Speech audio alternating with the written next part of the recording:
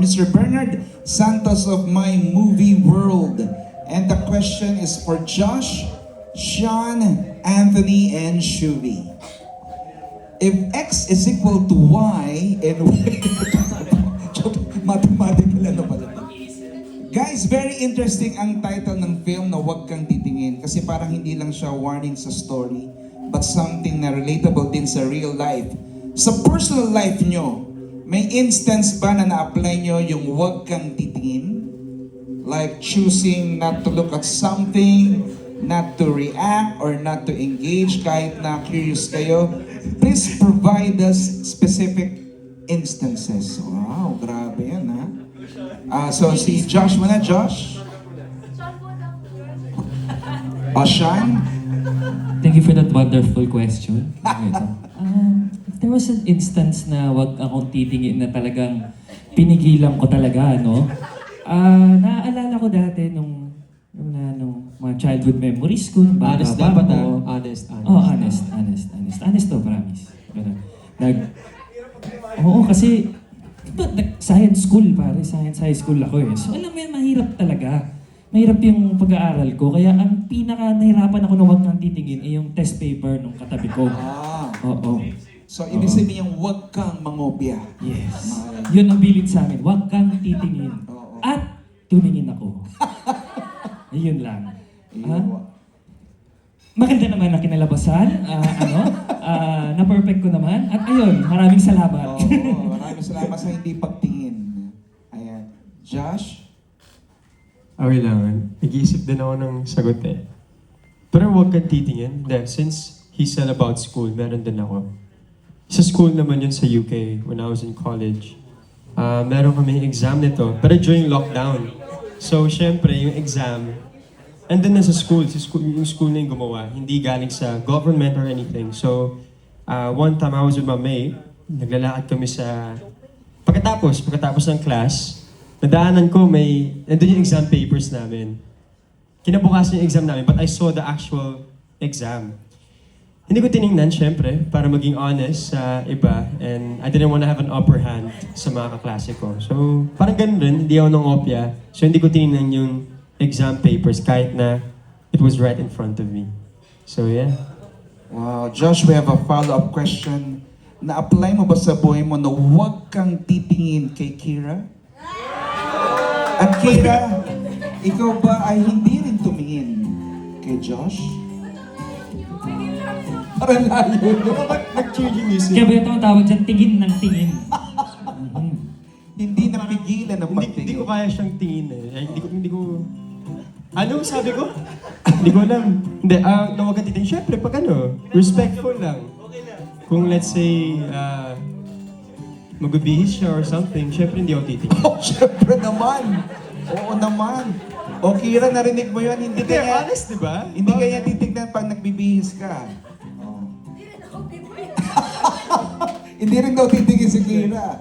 Bawal. Oo nga naman. Tama. Sa house, bawal namin gawin yun siyempre. Housemates Yes. And respect lang namin. Pag nagbibihis si Michael, okay lang. Pero pag yun, di ba? Parang, delete niyo po yun Hindi, joke lang. Thank you, Josh. Anthony, do you need an interpreter? No, let's do it. Did you understand the question? Yes po, Ay, salamat naman. Thank you Ayaw po. mo? Okay, Anthony. Alright, cool, let's do it. I don't know, I feel like, well, starting off this answer, I don't know if many people know my upbringing within showbiz, within here in the Philippines, but it's almost been a year and a half now, and it's been a really, really fast and fun year. And I mean, after college, 1 week after my graduation, as in I walked my stage, I took a flight here in the Philippines and I was modeling here, guys. So, I don't know, I was working so much. I entered in showbiz really, really fast. And to answer your question, guys, applying this message, I really never looked back. I didn't look back. Once I landed here in the Philippines, I went straight at it and I really focused on my future, really invested in myself, and to be here on this stage with this wonderful cast, here for this first horror film, my first film ever. It's truly a blessing. So I definitely recommend for any of you guys that are chasing your dreams to never look back, guys. Wow, very well said, Anthony. In other words, huwag kang lilingon sa nakaraan. Yeah. Huwag kang, tama, huwag kang titingin sa nakalipas. Always look Forward. on the brighter side of the day. No. Shui, do you need an interpreter? Ako gusto ko lang po muna magpasalamat. Hello everybody, hello po sa lahat na nandito, to all our media friends. Thank you so much for giving us your time. Maraming salamat po at para hindi na ako masyadong maraming sabihin, answer ko na kaagad.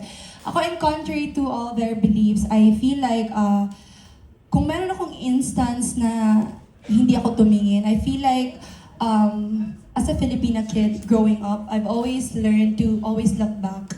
Meron akong utang na loob palagi sa lahat ng pinagdaanan ko, sa lahat ng tumulong sa akin. So, wherever I go, wherever this life take me, palagi kong iniisip na sila yung dahilan kung bakit ako nandito. So yes, I always look back sa lahat ng tao na tumutulong sa akin. Yun po yung tinitingnan ko pabalik. Kumbaga, huwag kang hindi tatanaw ng utang na loob. Very well said, Shui. Thank you very much. I mentioned that your dream is to be part of a horror film. How does it feel to finally fulfill that dream? Siyempre po, sobrang saya kasi bata pa lang ako. Mahilig talaga ako manood ng horror. So, lagi ko sinasabi kay mommy nung nagsimula na ako mag-artista. Sabi ko, sana kahit one day mapasali ako sa horror film. Pangarap ko talaga kasi alam naman natin lahat na pag Pinoy horror film movies, iba talaga. So, ngayon na pinagkatiwalaan po kami ng GMA Pictures and ng Mentor, sobrang saya ko po and fulfilled na yung childhood dream ko. And syempre, gusto ko pong mag-thank you sa mga nagtiwala sa aming lahat sa napakagandang pelikula. Yeah, thank you, Sophia. We have a follow-up question. You've been acting since you were young. What important lessons have you learned over the years that you were able to apply in Huwag Kang Titingin? Siguro po kasi ang nadala ko po hanggang sa pagtandaan. Pati na rin yung ina-advise sa akin ng mga nakaka-work ko na veteran stars. More than the talent, it's really yung pakikisama sa mga tao sa paligid mo and really being humble. Kasi yung talent natututunan yon, pero yung ugali, mas mahirap ayusin. So, lagi yung pinapromise ko sa self ko na lagi akong makikisama sa lahat ng tao kasi ang hirap ng trabaho namin. So, tulong na rin sa lahat na magaan lang yung set, masaya lang. Lalo na ang bigat ng movie. So, kapag take, fun-fun lang. Tama yan, Sophia. So, ibig sabihin, kagaya ng Huwag Kang Titingin, huwag kang di rin magiging mabait. Yes. Yeah, that's right. Thank you very much, Sophia. And now, Thank the you so much. Nakakadala kasi yung music. Yung Ba't kasi ganun yung Hindi ka music? pwedeng, wow! Hindi ka pwedeng, wow, thank you! Thank you very much for that. And now,